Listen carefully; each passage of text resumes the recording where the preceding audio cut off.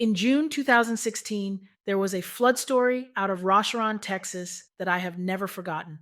A man saw the warning signs. He knew the rain was coming. He knew flooding was likely. So he did something people laughed at. He drove to Louisiana, bought this thing called an aqua dam for around $8,000 and installed it around his home.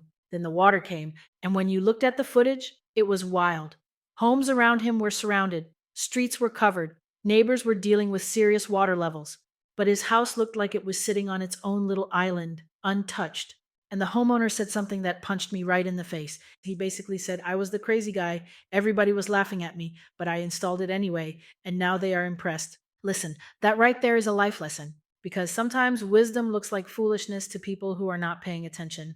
This is the Becoming Her podcast. I'm Faye Jones, and today I want to pull out what I call the Aquadam lesson. This is about innovation. It is about courage. It is about problem solving. It is about preparedness. And yes, it is also about business, because business is not performance. Business is solving real problems. Let's talk about the aquadam itself for a second. It is basically a big tube system that you fill with water and it becomes a barrier. The company calls it a temporary flood barrier and cofferdam. But I want you to notice what made this story spread. It was not branding. It was not fancy marketing. It was not a perfect website. It was proof. A satisfied customer in a real crisis is better than 10,000 pretty ads. And when I went looking for the company, that was another lesson. Their website was simple, nothing flashy. It existed, it was clear, and it was findable. So let me say this plainly. You do not need a perfect online presence to start. You need a real solution. You need clarity. You need a way for people to find you when they are actively searching for help. Now let's go deeper, because this story is not just about a product. It is about what it takes to become the kind of woman who builds anyway. That homeowner got laughed at. He did it anyway. The inventor got started decades ago. The Aquadam company history says the concept began in the early 1980s with the inventor David Dulidge. Do you hear the pattern? Vision often looks crazy before it looks wise. And if you are the kind of person who needs everyone to understand you before you move, you will stay stuck. People will always have something to say. They will laugh when you start. They will doubt when you build. They will criticize while you are testing. Then they will act shocked when it works. So here's your first coaching moment. Ask yourself this question and answer it honestly. Where have you been waiting for agreement instead of building evidence? Because evidence is what changes a conversation. Evidence is what quiets the noise. Evidence is what gives you confidence that does not depend on applause. Now let's talk business. Business is solving other people's problems and getting paid because you made their life easier, safer, healthier, clearer, better. That is it. If you are trying to build something, do not start with a logo. Start with a problem. Start with pain. Start with something that costs people time, money, stress, energy, or peace. Then ask, how do I solve this better? And this is where innovation is born, not from genius, but from questions. I learned this the hard way when I developed a skincare line for eczema. I had to stop staring at the problem and start interrogating it. What is already on the market? What ingredients are they using? Why is it not working for some people? What else exists that has evidence behind it? What can I test next? That is the mindset shift.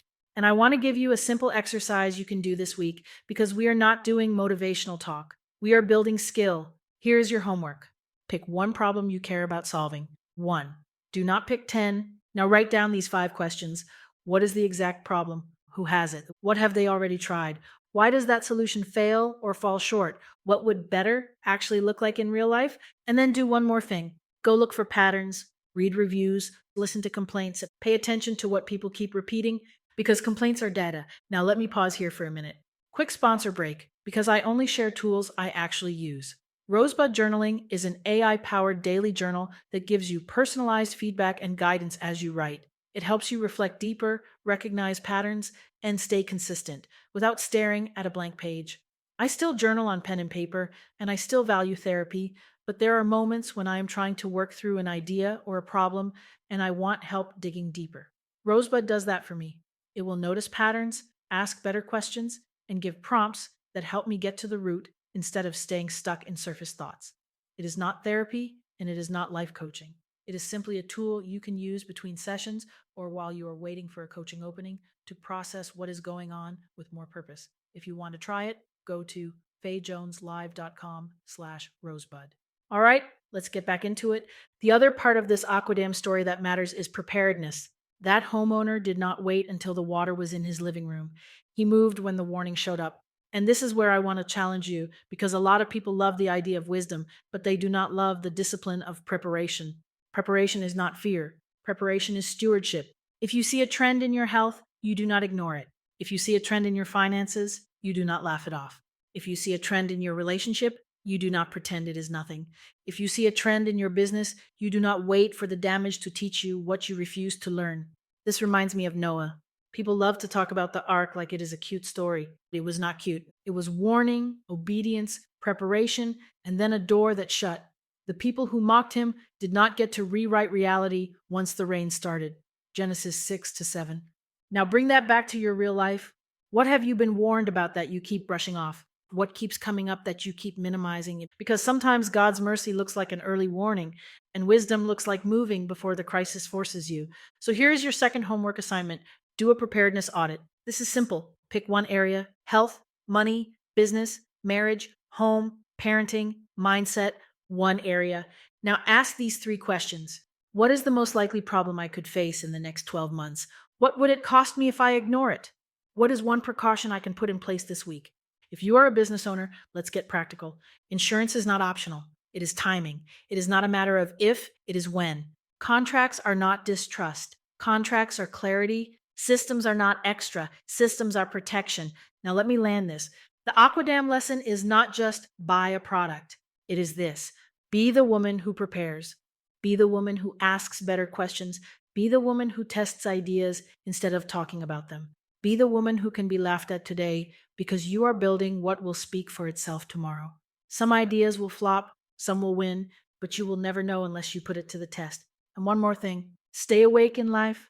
Life is a classroom if you are willing to learn.